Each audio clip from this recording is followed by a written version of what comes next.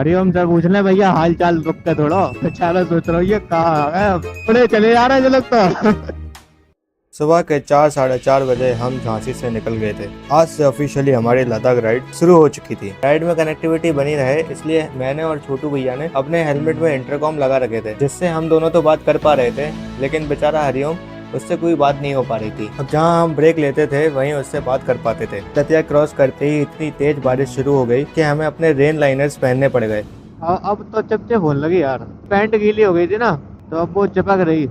कुछ देर बाद जब एक टोल आया तो वहाँ देखा कि एक ट्रक का एक्सीडेंट हो चुका था। उस सीन को देखकर एक बात तो समझ आ गई कि भाई रोड ट्रिप करो, एडवेंचर करो, एंजॉय करो, बट रिस्पॉन्सिबिलिटी एंड सेफ्टी का भी ध्यान रखो। फिर हमने अपने रेन लाइनर्स उतारे और कॉलर की तरफ चल पड़े। फिर हमने अपना पहला फ्यूल ब्रेक लिया। तो गाइस हम लोग रुक चुके हैं पेट्रोल भराने। मेरी बाइक में 1085 रुपए का फुल टैंक हुआ, जिसमें 9.49 लीटर्स पेट्रोल आया। अब हमारी बाइक का टैंक तो फुल हो चुका था, बट हमारा पेट अभी भी खाली था, बट हमारा मन वो पूरा एक्साइटमेंट से भरा हुआ था। तो एक्साइटमेंट में हम कब मथुरा आ गए हमें पता ही नहीं चला। बट गर्मी इतनी तेज हो रही थी कि हमें ब्रेक लेना ही पड़ा। थोड़ा फ्रेशन अप होकर हम फिर निकल गए। दिल्ली यहाँ से है 187 किलोमीटर्स। फिर हम रुकते हैं वृंदावन में इस गुलशन ढाबा पर, और यहाँ चल रहे हैं आलू के पराठे विद अचार और चटनी।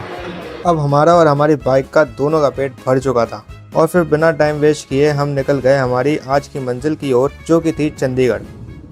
दिल्ली यहाँ से है 144 किलोमीटर और दिल्ली के बाद किसी ढाबे में बैठ के, ढाबा या कुछ अच्छा सा रेस्टोरेंट टाइप का देख के उसमें करेंगे लंच।